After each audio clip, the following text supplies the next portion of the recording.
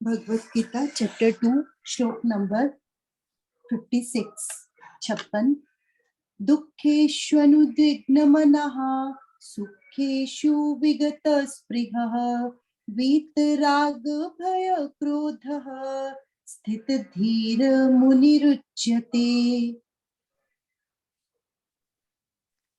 दुखों की प्राप्ति होने पर जिसके मन में उद्वेग नहीं होता, सुखों की प्राप्ति में जो सर्वथा निःस्पृह है तथा जिसके राग भय और क्रोध नष्ट हो गए हैं, ऐसा मुनि स्थिर बुद्धि कहा गया है।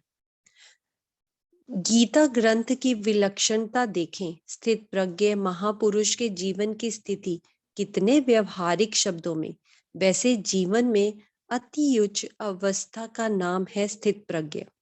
परम लाभ है मानव जीवन का ऐसी अवस्था, लेकिन गीता ग्रंथ को तो इस अवस्था को भी इस ढंग में प्रतिपादित करना है जिससे यह सर्वोच्च अवस्था भी पहुंच से दूर केवल कल्पना की उड़ान बनकर न रह जाए।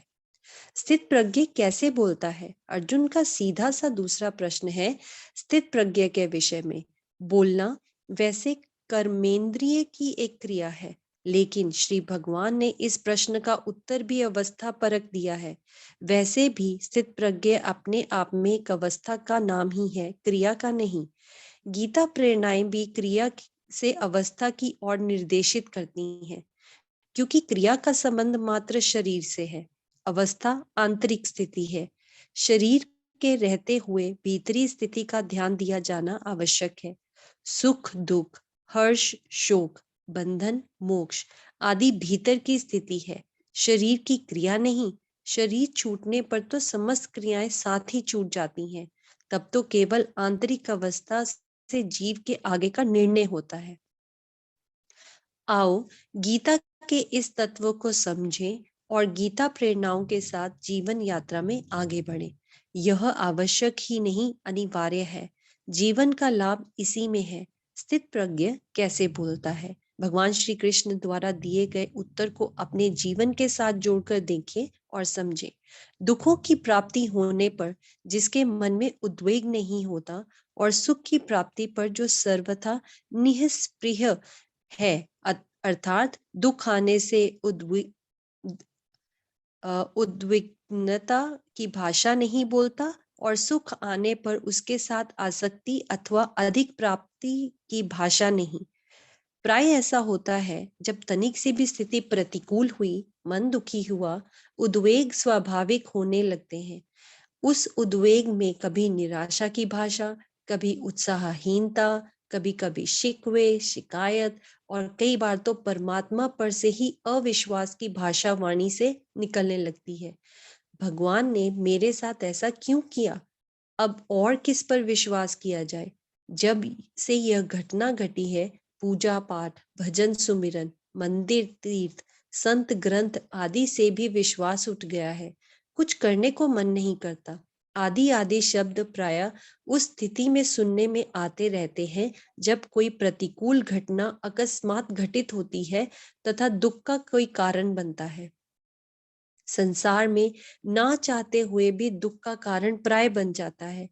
ऐसी स्थिति में जिसकी बुद्धि परमात्मा में स्थित है, जो स्थित प्रज्ञ की अवस्था में है, वह विचलित नहीं होता और ना ही शिकवे शिकायत या अविश्वास की भाषा बोलता है। मानसिक उद्विग्नता ही जीव में ऐसी भाषा का प्रयोग करवाती है। स्थित प्रज्ञ तो नाम ही उस अवस्था का है जहां आनंद स्वरूप परमात्मा में ही परिनिष्ठित है बुद्धि। ऐसी स्थिति में उद्वेग क्यों?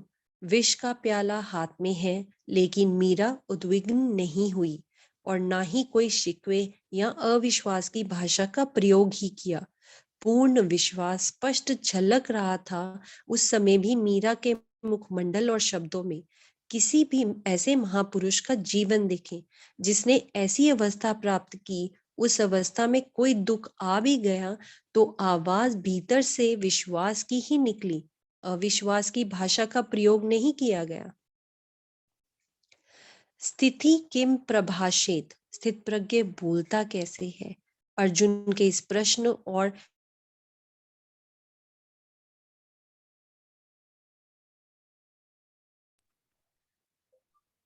म्यूट हो गया। हाँ जी। इट्स ओके, नो मैं आई कैन कंटिन्यू। स्थित प्रज्ञ बोलता कैसे है? अर्जुन के इस प्रश्न और श्री भगवान के उत्तर को पुनः सामने लाए। गीता ग्रंथ की दिव्यता अनुभव होगी इसमें, साथ ही अपने जीवन के लिए व्यवहारिक गीता प्रेरणा भी। दुख की स्थिति में उद्विग्नता से बचो। बहुत शीघ्र आवेश में आना, अशांत हो जाना, मानसिक अस्थिरता का शिकार होना, फिर अशांति एवं संशय के स्वर वाणी अथवा मानसिक चिंतन में प्रकट करना किसी भी दृष्टि से अच्छा नहीं। सावधान रहें, गीता के इस अद्भुत चिंतन में को जीवन में लाएं। सीधे शब्दों में कहा जा सकता है कि प्रतिकूलता की स्थिति में आवेश, अशांति और अनुकूलता में आसक्ति तथा उसकी और अधिक इच्छा। सुख की स्थिति बनी रहे, यद्यपि यह बुरी भावना नहीं, लेकिन इसका चिंतन पक्ष देखना अत्यावश्यक है। संसार द्वंदात्मक है। सांसारिक धरातल पर कोई स्थिति, परिस्थिति, घटना, वातावरण, रूप, रंग एक रूप रह ही नहीं सकते। परिवर्तन अवश्य भावी है। इस दृष्टि से सोचें, विचार करें, अपनी वैचारिक क्षमता का उपयोग करें। जब यह निश्चित है, तब सुखमय अनुकूल परिस्थिति के साथ आसक्ति अथवा उसकी स्पृहा का महत्व और मूल्य कितना रह जाता है, सोचें।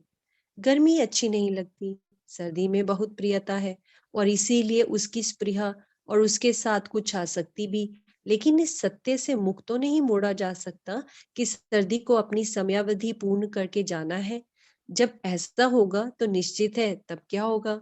बुद्धिमान वह है जो पहले से यह विचार कर ले। इसीलिए अर्जुन के प्रश्न के उत्तर में आगे इसी प्रसंग को और स्पष्ट करते हुए श्री भगवान कहते हैं कि जो पुरुष सर्वत्र स्नेह रहित रहता हुआ उस शुभ और अशुभ वस्तु को प्राप्त कर न प्रसन्न होता है, न द्वेष करता है, उसकी बुद्धि स्थित है।